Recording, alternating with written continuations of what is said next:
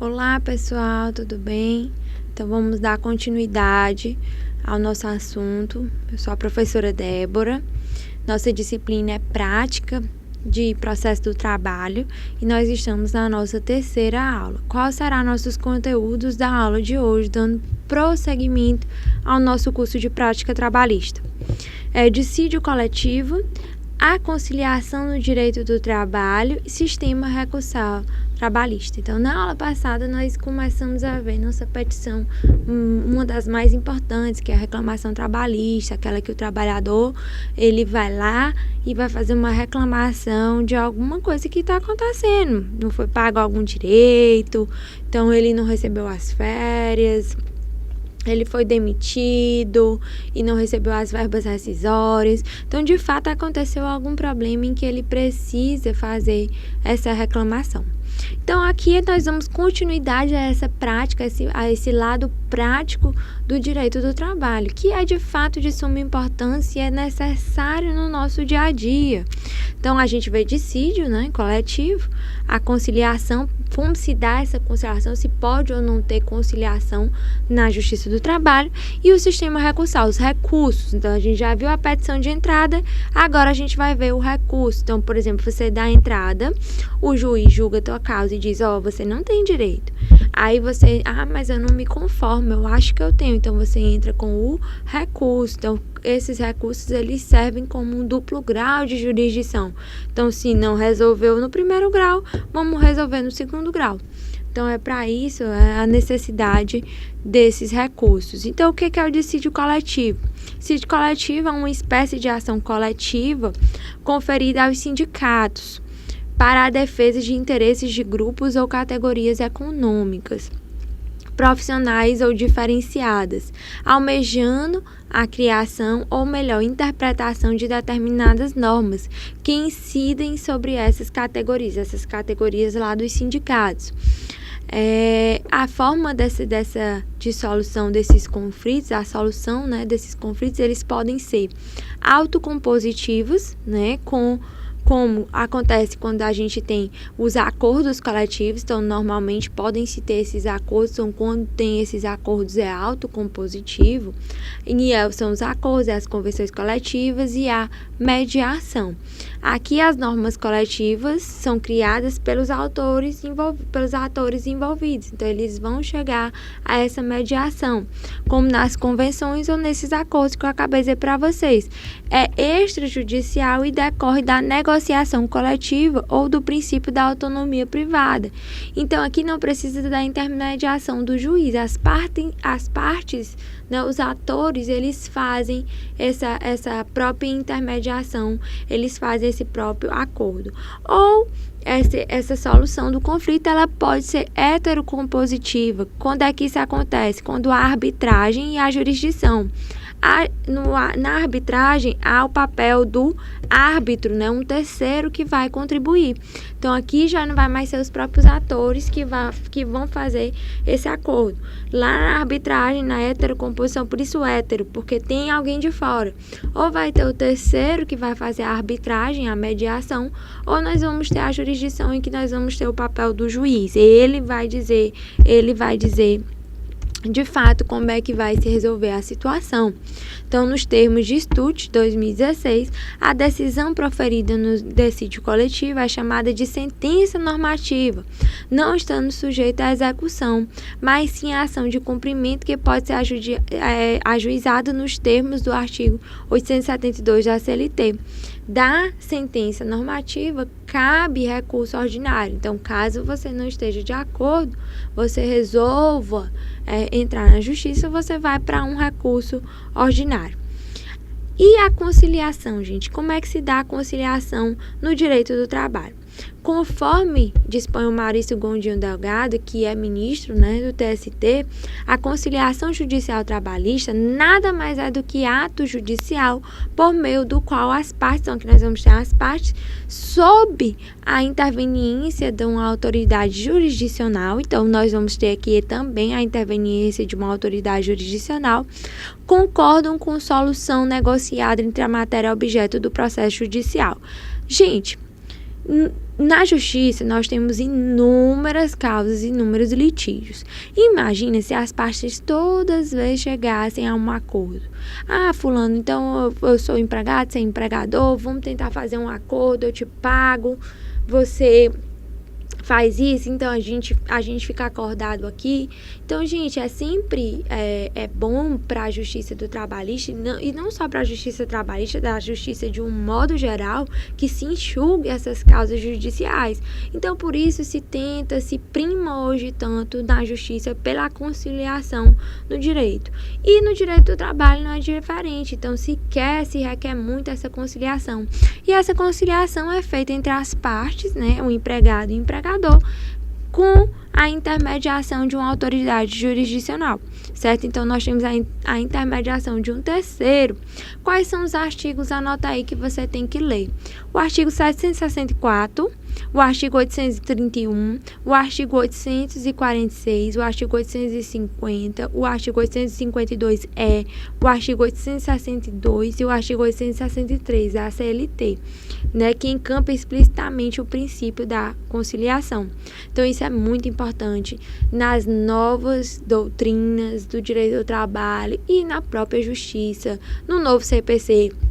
O que se quer é que tenha que se enxugue essa justiça e, de fato, nós tenhamos, quanto mais conciliação, melhor, torna o processo mais célere. Então, o descumprimento do acordo, então, as partes podem fazer esse acordo na hora da conciliação e esse acordo ser descumprido. E aí, né, para ensejar, na verdade, 4 situações isoladas. Então, podemos ter 4 situações para o caso de um descumprimento de acordo. A satisfação integral dos valores constantes do pedido da inicial, o pagamento de um valor convencionado entre as partes. As 2 hipóteses anteriores não foram feitas, né? E ocorrendo qualquer delas, haverá prejuízo do cumprimento integral do acordo. Então, se a parte diz, eu vou pagar, e não paga completamente, paga só uma parte, então houve um descumprimento do acordo, certo? Então, reforça-se que o juiz não está obrigado a homologar o acordo. Então, se as partes fazem um acordo, o juiz ele pode discordar, ele pode não ser obrigado a concordar com aquele acordo, dizer, olha, empregado, você não merece só isso, você merece mais. Então, você realmente foi uma vítima. Claro que o juiz, ele sempre quer que o acordo seja feito, mas um acordo que não prejudique tanto a parte, um acordo que seja bom para ambas as partes, certo? Lá no artigo 831, o que é que diz? A decisão será proferida depois de rejeitada pelas partes a proposta de conciliação. Parágrafo 1. No caso de conciliação, o termo que for lavrado valerá como decisão irrecorrível, salvo para a Previdência Social, quanto às contribuições que lhe forem devidas. Então, o que acontece? O juiz ele só decide se as partes não fizerem um acordo, ou se de fato ele não concordar. Então, aí sim, feita a proposta de conciliação, não teve acordo, aí a decisão será proferida. E lembrando que no caso de ter uma conciliação, esse acordo que é feito, ele é irrecorrível pelas partes. Foram as partes que firmaram o acordo. Então, é irrecorrível, né, salvo para fins previdenciários. Certo? Vamos lá para o sistema recursal trabalhista. O que esse sistema vai falar? Vamos lá para nossas noções gerais, segundo Carlos Henrique Bezerra Leite. Recurso como espécie de remédio processual é um direito assegurado por lei para que as partes, o terceiro juridicamente interessado ou o Ministério Público possam provocar reexame da decisão proferida na mesma relação jurídica processual, retardando assim a formação da coisa julgada. Então, gente, o que é a coisa julgada? O processo já seguiu todo o trâmite dele, teve a coisa julgada, acabou. Então, temos a inicial, ele teve a decisão, ninguém recorreu, transitou em julgado.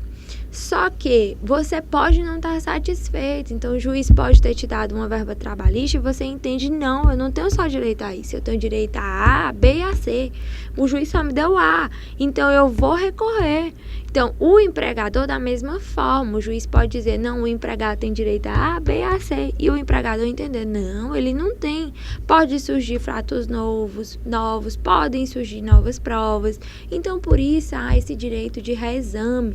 Esse reexame é um direito constitucionalmente previsto. Então, não é só o juiz de primeiro grau que julga. Você tem direito de recorrer para o tribunal, para os desembargadores, que, teoricamente, são pessoas que têm mais experiência para poder julgar o teu dissídio antes que ele transite em julgado. Então, você tem esse direito de ter uma nova resposta para o teu problema, certo?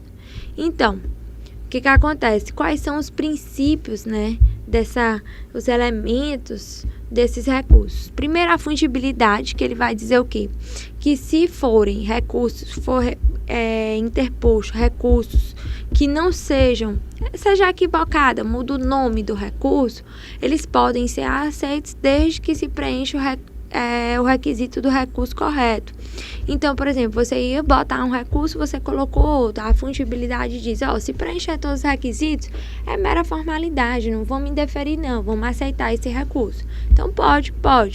O da dialeticidade, o que ele vai dizer? A petição pode declinar as razões de fato e de direito para a referida manifestação.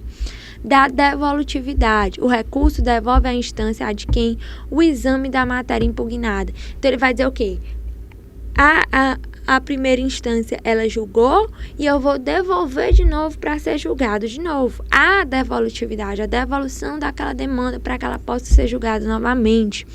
Da consumação, uma vez manejado o recurso, consuma-se a oportunidade de fazê-lo novamente.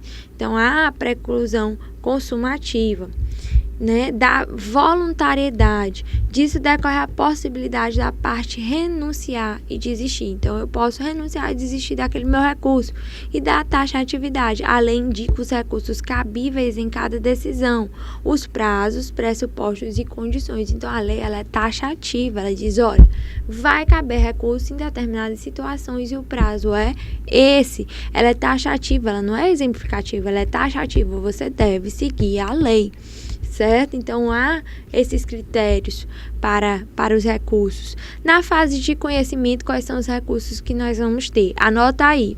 Embargos de declaração, embargos no TST, recurso ordinário, remessa de ofício, agravo de instrumento, recurso de revista, recurso extraordinário e recurso adesivo. Na fase de execução, nós vamos ter o quê? Embargos à execução, a penhora, a arrematação ou a adjudicação. Vamos ter exceção de pré-executividade, vamos ter agravo de petição, vamos ter recurso de revista, que cabe também na fase de embargo de declaração e agravo de instrumento ou recurso adesivo.